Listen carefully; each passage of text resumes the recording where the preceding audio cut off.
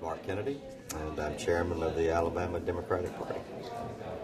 FLCO convention this weekend, Ma'am. talking to organized labor. Ma'am. Tell us what you're hearing down here, what you're going to talk about today, what you're feeling about what's going on with labor in Alabama. You know, organized labor has always been a proud partner of the folks in the Alabama Democratic Party. Without labor and other organizations like them who have toiled in the fields for decades, have always been supporters of mine personally, the Democratic Party wouldn't be where we are today. Times are tough, but I know that with me stands members of organized labor. They'll be with me today, they'll be with me tomorrow, and they'll be with me next year. So I'm up here to thank them for their commitment, not just to the Democratic Party, but what they've done for the people of Alabama. Okay. You know Al Henley? I do know Al Henley. You got any thoughts about Al being lead president? You know, I've worked with Al in campaigns before. I think that he's certainly qualified. He's been with Stuart Burkhalter now for some time in his present position. I think he'll provide the leadership that the unions need. He'll help us. He's a partner with the Democratic Party, and I'm excited about his tenure. I hate to lose Stuart Burkhalter, of course, but I know that he will still be around in some type of unofficial capacity, I hope. A lot of things have been going on in this country in the past year. We had the big blow up in Wisconsin, where organized labor actually got off the couch and got out in the streets and started fighting for their rights because the Republicans were trying to basically eliminate collective bargaining in that state, and then it kind of spread to other states. Do you see that really spreading to Alabama, and is that galvanizing the labor movement in Alabama? Are you seeing that? You know, Alabama is unique from other states in that we're a right-to-work state.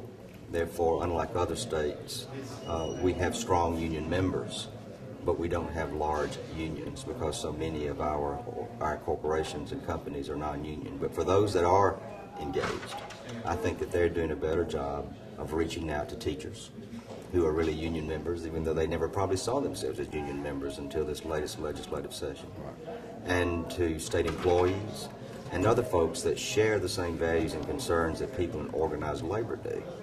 They've stood for a long time to protect the rights of working folks.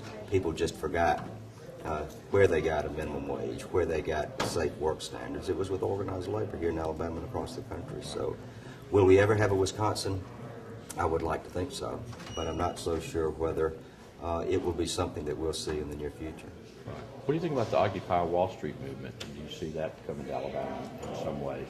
Well, you know, I've heard about some small skirmishes around the state. You know, anytime people are able to gather peacefully to voice their concerns, voice their their rights for free speech in the town hall square, wherever that may be, that's good for America because it creates opportunities for the exchange of ideas.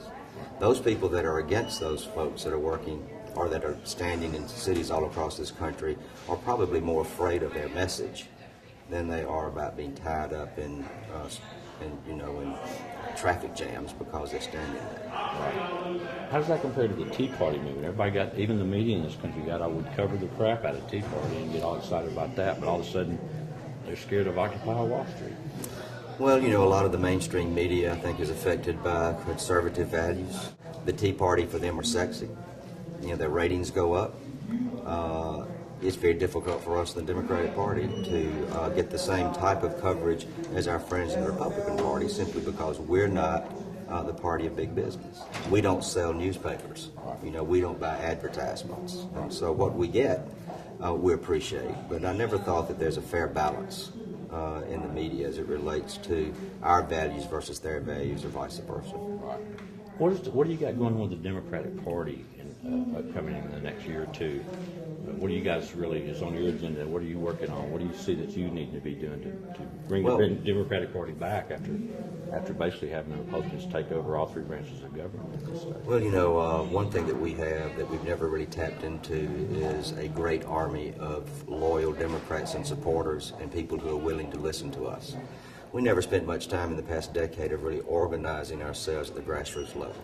Our Republican friends have been doing that for years, and I think that this election, maybe it was an anomaly as it relates to the tremendous shift, but part of all of that was an organized effort to organize at the grassroots by the Republican Party. When you see in the absentee ballots that were cast in the governor's race in this last election, where Republicans got 70% around that percentage of absentee ballots, and we got 30. When everybody, if I ask on the street, who do you think control the absentee ballots in this state, they would have said Democrats. It wasn't. It was the Republicans because they were organized. I'm spending a lot of time traveling around the state. We're doing training now for all 67 counties of those that would invite us. We have all different sizes and shapes of county Democratic organizations, some better than the others. If we're going to win in 2012, but especially if we're going to come back in 2014, we've got to organize at the grassroots level, and labor is a big part of that. Right. What about the internet? Tell me about what you're doing with the internet and with web media.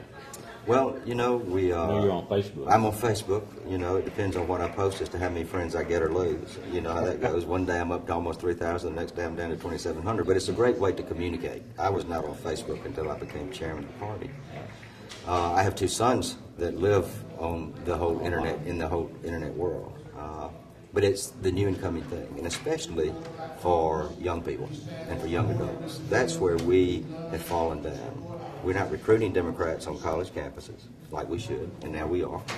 We're not trying to make ourselves viable for young professionals, whether they be married or single.